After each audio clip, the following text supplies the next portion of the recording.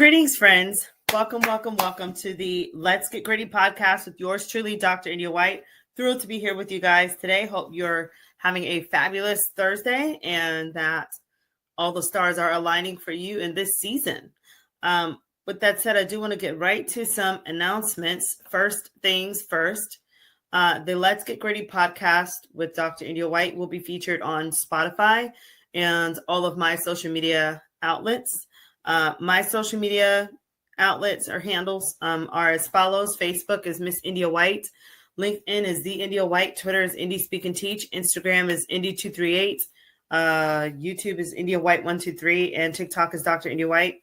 Thank you for your following, your supporting, your subscribing, your sharing, and just supporting the Grit Nation and what we're doing here.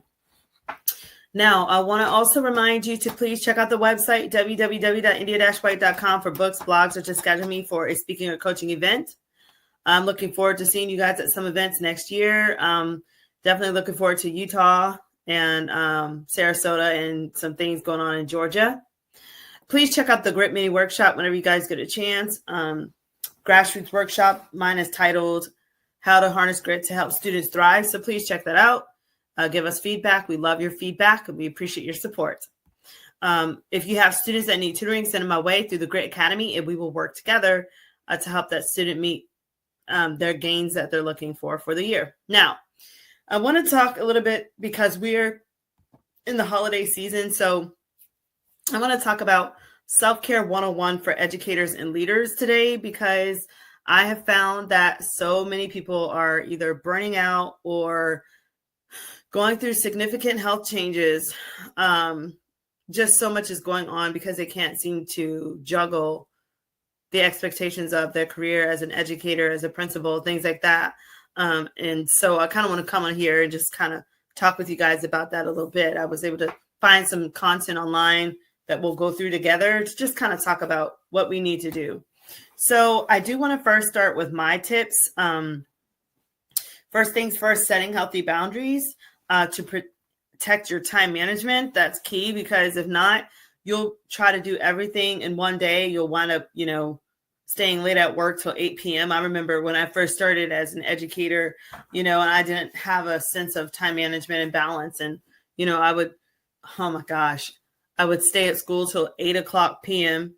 and I would grade papers all weekend, had no free time. And it was just crazy. I just didn't know what to do. I wanted to be the best for the students. And at the same time, I was like, just falling apart. And I want to encourage you guys that if you feel that you're in that boat, you're not alone. And there is hope for you. You can be rescued from that situation. The next thing is embracing a growth mindset in challenging seasons.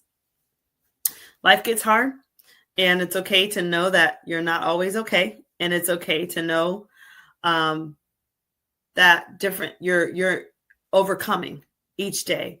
You're becoming a better you, and so definitely having that growth mindset is key so that you don't fall apart and that you're not puking on everybody whenever you come home from work or, you're at an event and you're short and whatever. So keeping that growth mindset will help you for sure. Now, the next one, practicing micro resilience daily. So finding ways to overcome, knowing yourself. This takes a lot of internal dialogue. This takes really just kind of knowing your emotional intelligence, your strengths and weaknesses, and knowing how do you bounce back in the face of fear, disappointment, struggle, hardships. How do you bounce back? And I would say definitely continue to look at your future. And to know that it's a temporary situation, nothing ever lasts forever like that. So things can always turn around for you in a day. So if you feel like you're going through something, I just want to encourage you to keep that resilience. And that's what grit is all about anyway, great resilience in time. I don't understand why people were so, like when I first started this mission, people just were so shaken up by it. Like they just didn't understand the intent. And I guess they thought maybe it was just kind of like cliche or whatever. Or they thought it was somebody told me that grit was for only like a certain class of people. It was very interesting. Some of the things I've heard.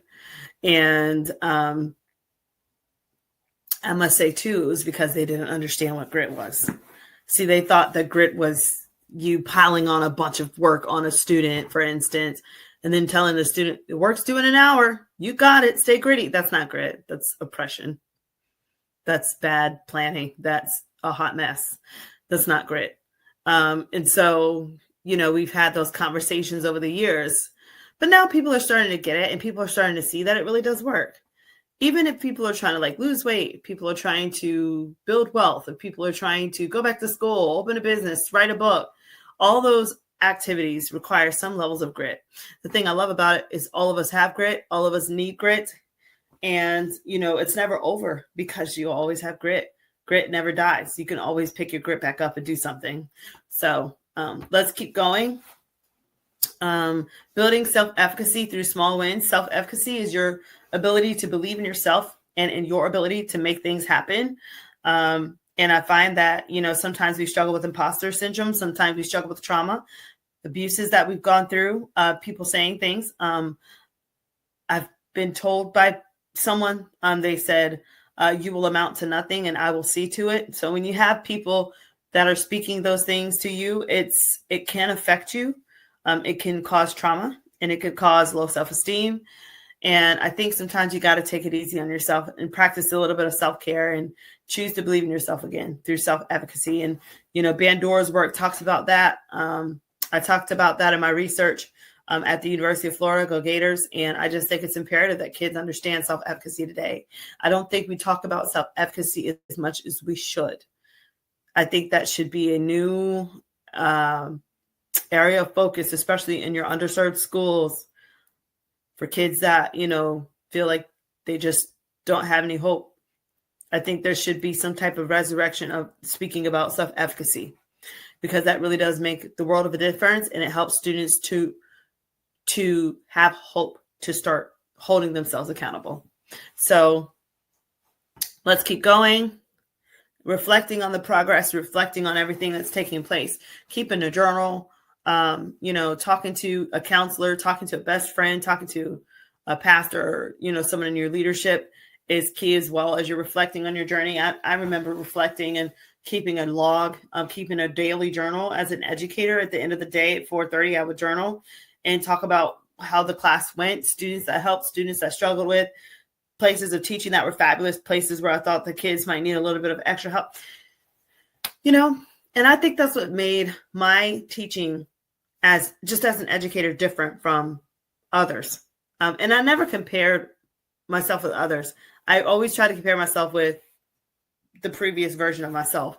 And what I can say is that in my great days as an educator, it was because I had the resilience and the grit to stay a little later and do things that were not required of me. My principal did not say, "Oh, India, you have to journal every day for 10, 15 minutes and tell me how your day went. You have to give me data."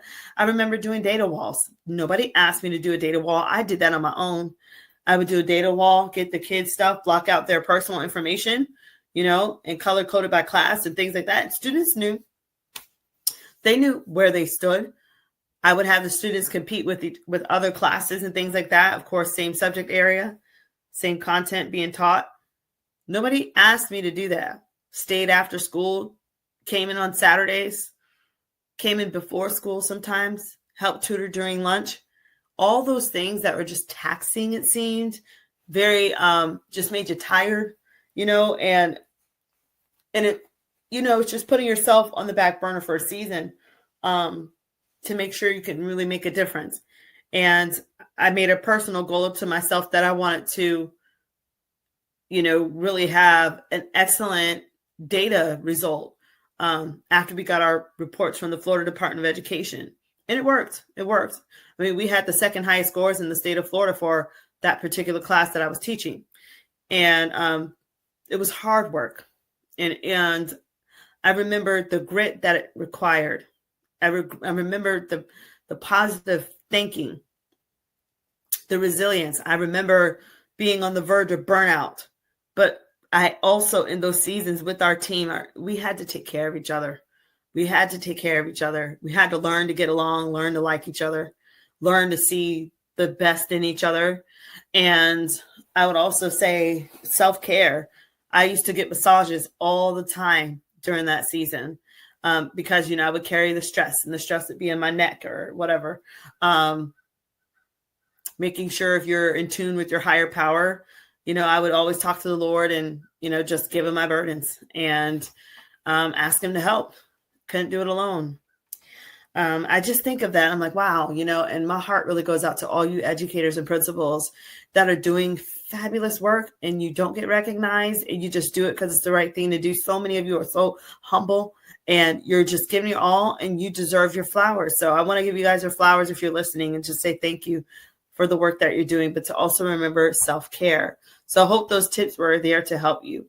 And I bring that up because of, and I shared this on my other podcast, the Grit and Equity Talks podcast.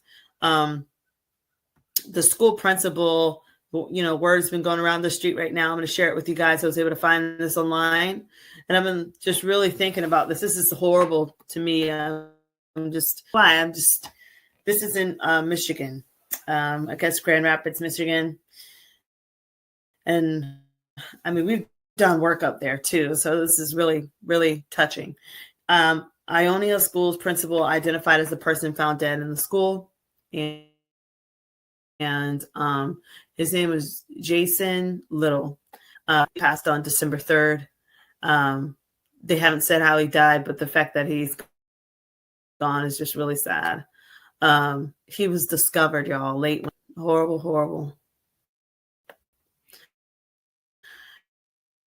So Little leaves behind, it says, a remarkable, he's a hero, It says, I personally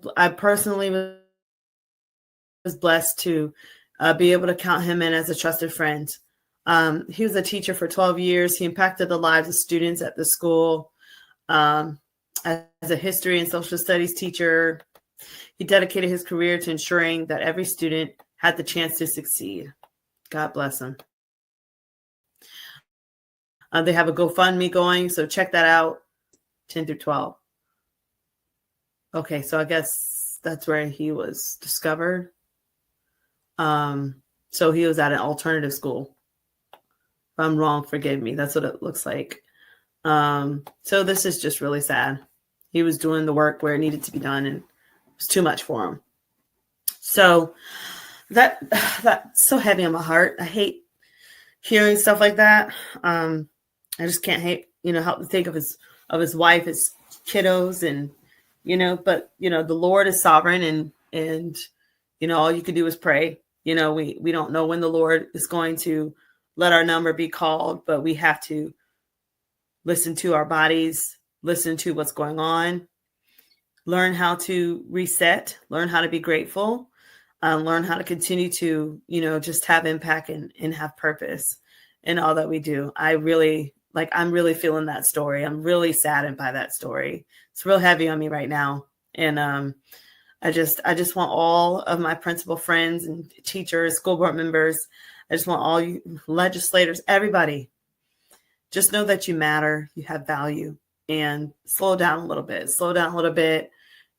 take a breather. It's okay. It's going to be okay. I remember somebody told me once, they said, I was working so hard. I think it was when I was administrator. They told me, they said, India, you need to go home because the work will continue without you. And I mean, it was cold, but it was true. The work of education will continue without you. All of us, everybody retires or gets close to it. The work continues without them. Doesn't mean they weren't great. It just keeps going. So don't allow yourself to burn out and eventually pass away because you have such a heart for this thing. We have to learn how to delegate. We have to learn how to, just balance and know that our efforts are making a difference, even when you can't see them. So with that said, I do want to kind of move on to another story, because that story to me, it's really troubled me. Like, it really has. So I'll be saying my prayers tonight for that family for sure. All right. So I want to now go into the next thing that I actually, found some tips for you guys on practical self-care tips. Now, I shared some of these on my other podcast, so I'm going to share some that we didn't quite get to. So these are 7 practical tips for new leaders. So they're starting out, they're saying self-care is a hot topic in education, especially for teachers and school staff. Education has turned into a profession that can be exhausting emotionally, even physically, because you have kids challenging you all the time. The parents don't believe you have the time, and it's like you against the world. So as a result, many teachers are experiencing burnout due to the extent that they're leaving the profession and they're getting out and they're doing other things. So let's keep going. It says, while self-care and support for teachers and support staff have been a focal point on the field in recent years, administrators and other school leaders have often forgotten about their well-being. The reality of burnout is also extremely common for school leaders, and the stress is so frequent that it leaves school leaders physically and emotionally depleted to the point that they no longer feel a sense of passion on the job. And it's not that they don't love the kids. It's not that they don't love what they do. It's just, it's too much. They're tired. So it says the impact of emotional exhaustion is vast. School leaders who reported greater levels of emotional exhaustion, were more likely to experience a range of negative emotions. Goodness, y'all, this is so real. Such as anxiety or anger, or they're less likely to experience positive emotions such as joy or hope. Wow. So it says the research is clear. Students need teachers who are healthy and supported, and teachers need leaders who are healthy and supported, right? So the wellness of school leaders is imperative for a thriving school system. And then it says here, it's a cliche, but it's true. District leaders must put their own mask on before they can help others by taking the initiative and being proactive in addressing their own self-care. The start of a school year is the ideal time to do so. While easier said than done and not a quick fix, the following self-care tips are a great way of addressing your own self-care so that you can be your best self and support your school district's students and staff. They provided some tips for us. So let's look and see what are they going to say. So first things first, meditate. Meditation has been proven to decrease anxiety and improve one's ability to think. Okay. I would also say prayer. Try a quick 5-minute guided meditation video in the morning. Very nice. The next one is breathe, or work out too. Breathe. Proper breathing can decrease anxiety. It says you sit up tall, relax your shoulders, keep your mouth closed, and inhale and exhale rapidly through your nose with quick, short breaths. Do it for about 10 seconds and repeat several times. So they say doing it 3 times, 3 deep breaths can reset your brain. Very nice. Yeah, because your brain needs the oxygen. 3, sleep. Good sleep is vital for that. And it says get to bed around the same time each night. That's good. For you late owls out there, keep that in mind. Next, move. Move at least 20 minutes of exercise a day, right? I'd recommend 30, but anyway. Your daily exercise routine could be as simple as walking. Even on a busy day, get up out of your office and walk. As a district administrator, a few of us would take midday walks, to the schools to say hello to staff and students. Okay. Practicing gratitude through journal writing, setting boundaries, limiting technology use for self-care, right? Don't take home the work. Oh my gosh, it doesn't get done. I don't know why we do that. Why do we do that? We take home binders of work, the work computer, and we think we're going to fill out those emails and all. Yeah. Right. The last one, have fun, plan family trips, things like that. Was pretty cool. It makes me reflect and think of just the cool things that I've been able to do with really neat leaders and, just having those moments. Even when it's crazy. I've told the story before about when I was a teacher at a really tough school.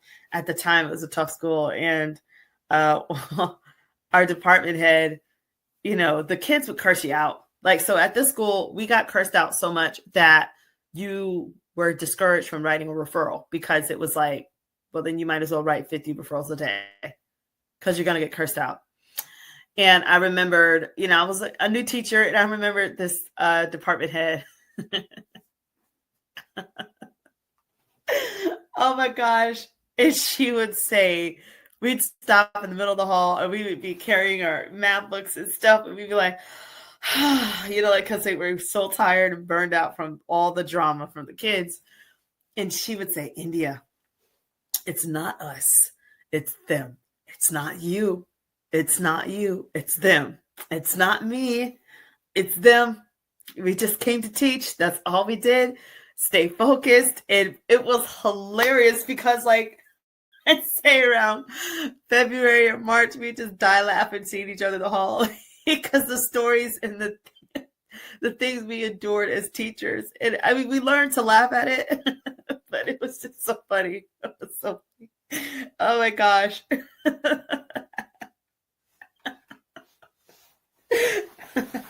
Oh my gosh. You got to learn to laugh, man. You got to learn.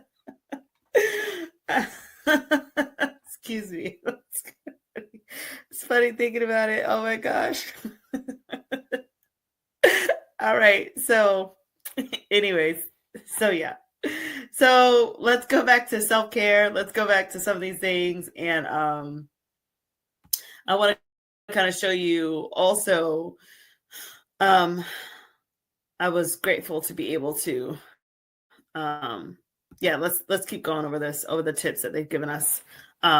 At the end, I just want to kind of right here talk about what they say. They say as burnout becomes increasingly prevalent in it is crucial for school leaders to prioritize their own self-care in order to effectively support their staff. And I think mental health needs to be another focus again. And it says we also cultivate a healthier, more resilient, there's the word, school culture. Ultimately, when school leaders take proactive steps, they can be better. They can better fulfill their roles. I need to slow down now. Okay, listen. Tips. I find that school is more enjoyable for districts, leaders, principals, teachers, and students whenever you have school-wide initiatives, incentives, PBIS, champs, money systems. Even in high school, yes. I remember people used to laugh at me because I had a money system, and it was so simple. And I've shared it on my Teachers Pay Teachers account. So if you go to Teachers Pay Teachers, look for me. You should be able to find it. I think you could type up like Grit or India White, whatever. But anyways, I remembered whenever we had a money system, I remember being a teacher of seniors. And other teachers laughed in my face like, oh, you're doing a money system? Ha, ha, ha. That's not going to work. I remember this guy laughing dead at me. And I just remember being like, okay, cool, to each his own. But let me tell you, honey, we got through that year about 3-4 months in. I had the best class. And I had the kids that used to sag and they didn't care about anything. They would curse you out to your face. Let that money system roll through, okay? The money system made it to where if that first bell rang and the kids knew that they were going to be late, of course, like that time between the second bell, I had all of my boys, my seniors, running to the class. The girls come on time, but the boys would be running, pulling up the pants, running, because the incentive worked. It was to the point that they were trading my fake money for real money, or trading real money for my fake money to help them out in the class. But I tell you what, at the end of that year, it really made a lot of teachers eat their words because they saw the powerful impact on a money system in the classroom.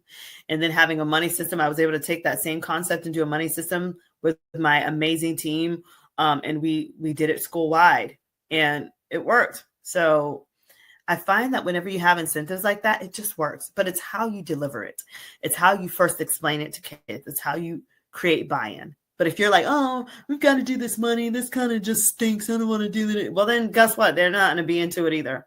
You have to learn how to sell them. You have to learn how to sell you as a teacher, and I think that's where sometimes, we hit bumps in the road because the delivery of it and the execution of what we're trying to do it's not really presented in a way that creates excitement and passion for our kids. I digress, but I wish you guys the best on that.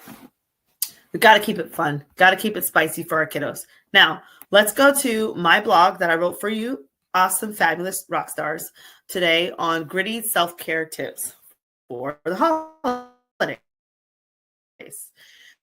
So I really just want you guys to just go book yourself a massage. I might have go to the beach, even though it's kind of cold. Do something. It's cold here. It's been like 60, sometimes 70. It's cold. Anyway, so gritty self-care tips. So it says, staying gritty while staying well, 10 essential tips. So I'm going to go right to the tips for the sake of time. First tip is to embrace the growth mindset. Dr. Carol Dweck is queen of this. It says, when teachers and leaders shift their thinking in this way, they develop adaptability and emotional strength. This perspective reduces anxiety by reframing obstacles as steps towards mastery rather than indicators of inadequacy. That's powerful. In turn, this empowers educators to remain hopeful and to open to new solutions, during seasons of uncertainty. Okay. So that's what it's all about, is just remaining open, remaining hopeful. And then practicing micro resilience. I think this is like a new buzz for me too. Micro resiliency. So this is your little small wins throughout the day, little behaviors that you do to remain resilient, to help you to bounce back, whether that's emotional intelligence, you're resilient in emotional intelligence, you're resilient in physical strength, like whatever you're doing. It says these everyday actions might seem insignificant, but research shows that consistent micro interventions reduce stress and increase psychological stamina over time. It's kind of like when you get up in the morning and you don't want to work out, but then you have that push, like that little that little micro resilience that says, get up and work out. Do it for 30 minutes. Do it for 45 minutes. You got it. That it's kind of like that. You push yourself, like you get that, like a spark or a kind of like a grit refresher, a quick grit